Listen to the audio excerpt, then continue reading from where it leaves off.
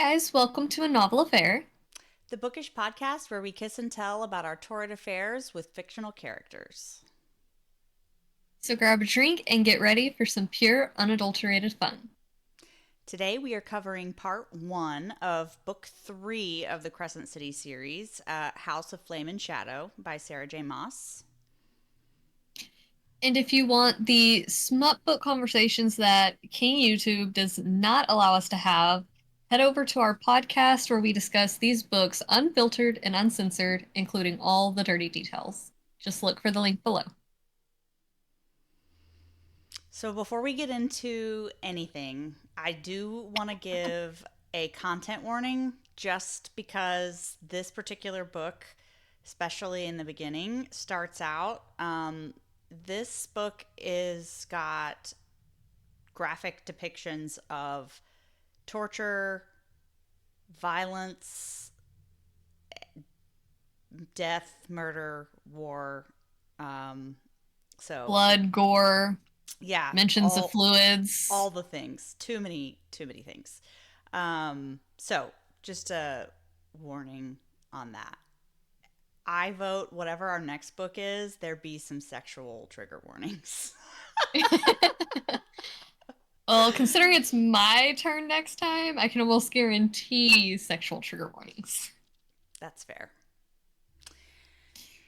So, did you notice, unlike the first two books, which are sectioned out into uh, parts based on the different levels of hell, this Yeah. book is sectioned out by the different stages of the drop, which I thought was interesting. I did not notice that. And I can't tell you that I could give you some kind of analysis about how each section applies to the different stages of the drop, although maybe it does.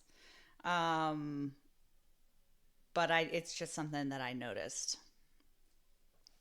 I did not notice that. I noticed the sections in the first book because that was pretty clear, but I'm so far past when she made the drop and so much has happened. I didn't Yes. even put that together. I'm So, gonna be watching it now. okay, so ratings. I overall, in a shocker to no one, rated this 10 out of 10. And I don't rate all books 10 out of 10, but Crescent City is definitely like, and this is quite a crescendo of a finish. So I'm coming Yeah. down on my 10 out of 10. Um, Overall, what was your for Flame and Overall, Shadow? I give this one a 8 out of 10, which is the highest rating that I've given the three books. Mm-hmm. And we'll get into why it's not a perfect score for me. Okay, so content. What do you got? So, content, I am going to give it an 8 out of 10. I did enjoy the storyline and all of that, but I felt that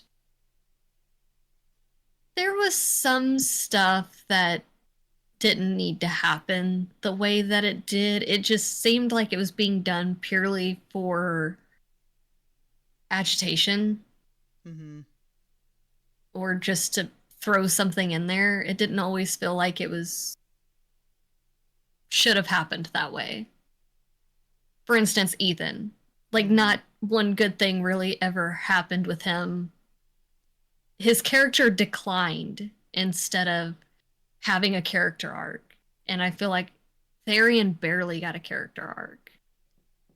I Yet they think were that's made fair. to be two important characters.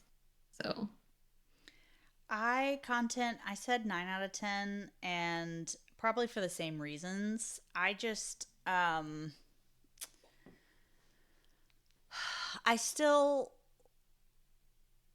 like For me, it says a lot that these ancillary characters they are at least well done enough that I do care how their storyline plays out, and that Right. it did feel, that I was able to feel that level of frustration. But I agree with you. Um, like for me, I think this could have done without Sigrid becoming a Reaper Yeah. altogether. Like maybe it could just have not worked. Like she just didn't come back. The It end. I feel like she set it up for something in another book with Sigrid like running away after the attack, but it just I don't know, there's just so much that happened with both of those characters. And then I feel like more could have been done with Flynn and Declan with how important their roles were in all Mm-hmm. of this. I That's a good agree. point. There's just could have been done better. So, spice. I think I was just excited that I got the spice when we got it. So, I rated mine an 8 out of 10. I really like that I got spice from Rune and Lydia, and it Yeah. wasn't only Hunt and Bryce.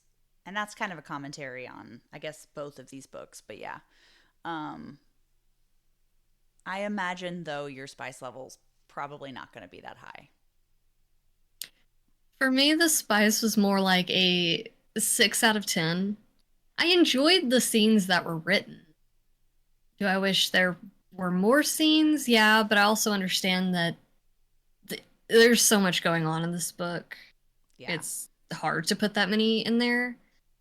Part of the reason that I give it the 6 out of 10 isn't because I didn't want to see Rune and Lydia, but I also feel like her kids being kidnapped by a horrible, torturous man may not have been the moment that you decide you want You to are bone. judging her for that? Oh I my God. am. I Her kids are cannot missing believe and she's you. trying to get it in. And I just she's, feel like there first was of a all, better. they have a plan.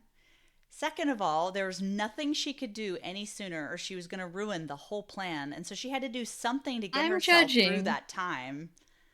I'm so Okay, appalled that you would let judge me put it that. this way. Let me put it this way. I am not judging the characters on this. I am judging Sarah J. Maas for writing this at the scene that she did. There were other times throughout this series where they could have had that special moment.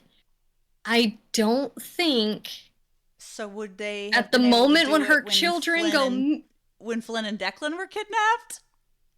Would that have been an I'm okay not time to go ahead and get it in? I'm not saying that. I'm not saying it should have been at that time either. I'm saying that there are times throughout this book where there are not things imminently happening to the people that Rune and Lydia love. Like there are some cool down moments where Flynn and Declan are okay and her kids are okay. And for instance, when they're on the freaking depth charger, that would have been a better moment. Nobody is in immediate peril. Well, I feel like in books, a lot of the times authors just throw in a sex scene because they want to just do the sex scene. They don't consider how it fits into the scene, if that makes so sense. I feel like that as was one of those moments. someone who uses sex as an escape, there's been lots of times in my life when there was all sorts of shit going wrong. And yeah, the last thing on earth I probably should have been focused on was that, but it got me through it. And so I like it when we're in a like tense moment and we have some like sex relief because it kind of like stop, reset, breather, little fun time. Now we're more like, now we can go like storm the castle. Although I And don't that is why have your rating is kids, different than mine. I don't have Because I kids, don't feel it that so, way. but yeah, I'm just talking in generalities, not necessarily just with this book. Yeah. I'm a fan of that. I I can be okay with it sometimes, but I mean, I don't have kids, but I will say that if my little sister was kidnapped, the last thing that would be on my mind would be sex. Especially the night before I'm going to go and try to rescue her and risk my life and possibly risk her life by trying to rescue her. Well, Destiny, Because if we can't have sex, then I'm not going.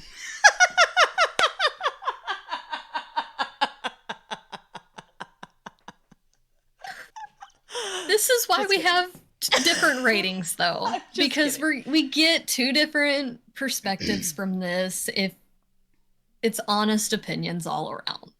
We don't shy back from that. So But yeah, then what 6 about out of 10 for romance? me. Romance I do give a 9 out of 10. Which, just for the record, I mean, I fully expected your spice rating to be that level. I totally expected that. Just not for that reason. Yeah, and I'm always gonna I don't know. We pick I on each always other, have it's something to fine. say. I always have We're some shit to smart say. asses. We're both stubborn. It's okay. This is what makes it entertaining, okay? I'm entertained. But yeah, romance I give a 9 out of 10. I did enjoy the emotional level of all of it. Yeah. Same 9 out of 10. I would like to have gotten.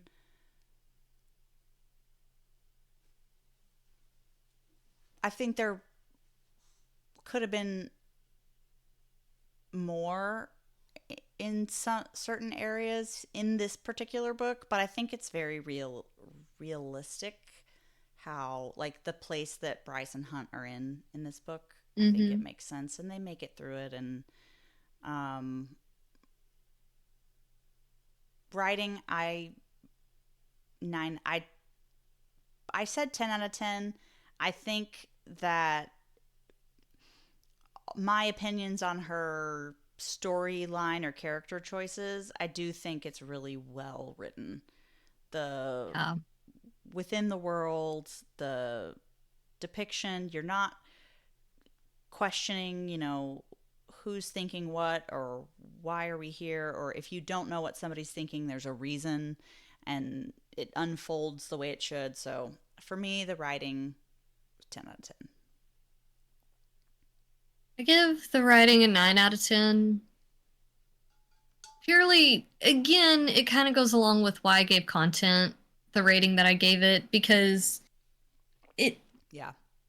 there were just certain character lines like the character arcs and some of the storyline I feel like just was unnecessary, but aside from that, it's her writing is incredible. The way that she's able to keep track of every detail and pull it back in 1,000 pages later, but not only that, but pull in little Easter eggs from the other books and tie them completely together with this book. It really extremely well done. And I did enjoy that. Extremely. What about characters? What'd you give characters? I said 9 out of 10. And for the reason that we discussed already, really, I think Ethan didn't evolve as a character. I think Therian It starts devolved. to. Yeah, exactly. I think Therian starts to. But like you said, I don't think it goes far enough. I think Hypaxia doesn't get everything she could have. Like, I Yeah. would have, not that this is how it works, but like, I would have scrapped all the additional Ethan content altogether and just put all of that with Hypaxia. Like, I I just could have wish we done had without gotten all of that. more for Hypaxia. I wish we had gotten more for Flynn and Deck and Mark. Because I would have liked to have seen their relationship a little more. But Yeah, and I Flynn agree. doesn't have Ethan anyone. devolved. Yeah. Which technically neither does Therian. And True. like, Therian was the one that didn't want to marry the River Queen's daughter because he wanted to marry for love and then still hasn't found it. In my head, he's going to find Sathya and they're going to end up working out. But sometimes I have to tell myself things just so I can move on. There was a moment when I was actually wondering if Flynn and the dragon were going to end up together. Just because of the Ooh. way they pushed each other's buttons, it was almost Mm-hmm. like they didn't know how to flirt with each other. Mm-hmm. Mm-hmm. Mm-hmm. I could see that. And he's goofy and funny and not serious, and she's like completely serious and lethal. I was like, Yes. yeah. I could see them being together and her threatening to burn him alive constantly. I don't know. Maybe it'll happen. But I completely agree with your rating 9 out of 10 for the characters for the exact same reasons. It just, Yeah. I enjoyed Ethan. It's just, he started out so strong and then just, it's like he started out bad with, following orders and ignoring Bryce after the Pack of Devil's death. But then he redeems it by going into the meadow with her during the attack. Yeah. But then after that, it's just a slow amount of devolving throughout.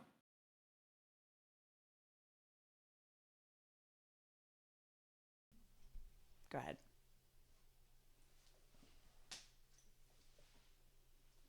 They he comes up and he redeems himself in the meadow, but then he just devolves completely after that, just continuously like a snowball rolling down a freaking hill. And not one good thing comes out of any of it. It just all keeps going bad.